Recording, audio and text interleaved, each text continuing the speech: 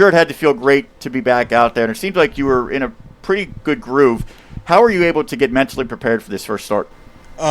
This wasn't a start that I was preparing for, a week ago, 2 weeks ago.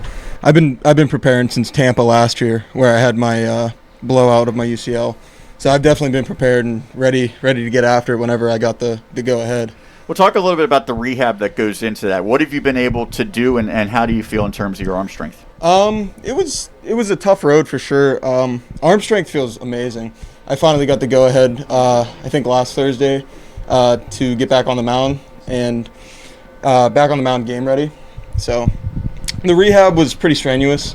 I want to say 3 times a week, but really working with Glenn in Pittsburgh and Misty Andrews out here just to get back. So it was really awesome to be back on the field with the guys and secure a win. When did Maz let you know you were going to be the starter in game number 2?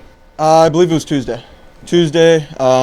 We had a meeting after the practice, and we kind of all got together, and all the guys were pretty happy for me, so I was pretty excited.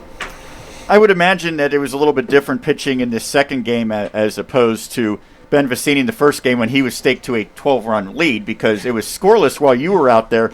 So did you like being in a little bit more of a pressurized situation right from the get-go? I got to be honest with you. You kind of just take every game on how it is.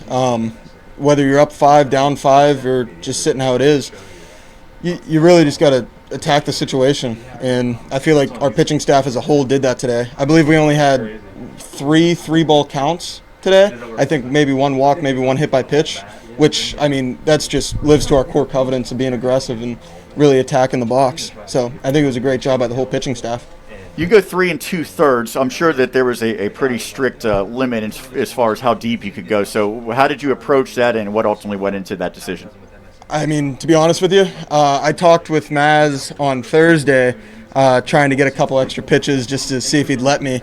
And what it came down to was just be efficient, And I think this was one of my more efficient starts of my Seton Hill career. Coach Tim brought that up in the postgame interview. But we addressed it as a normal game. Normal start, everything's the same. Just get back out there.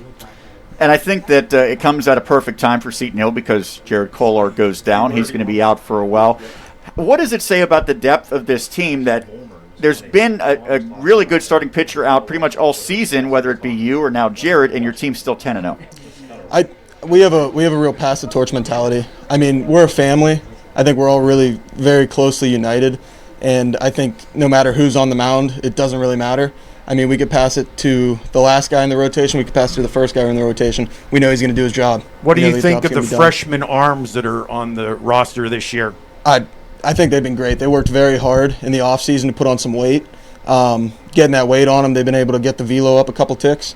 And just the guys that I work with personally, they've been great.